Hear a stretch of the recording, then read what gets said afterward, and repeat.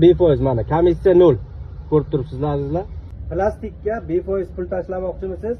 Bu video aynan siz uchun. Plastik tiqamiz. O'zbek tilini tanlaymiz. Pinkotimiz teramiz. Har xil yozuv bor. Mana kartani to'ldirish degan yozuvda to'g'risiga bosamiz. Mana kartani to'ldirish. Bu yerga ochiladi, lekin eng maydasi 50 ming so'mlik olinayotgan. Mana probaga 50 ming tiqamiz. Mana enter knopkani bosamiz.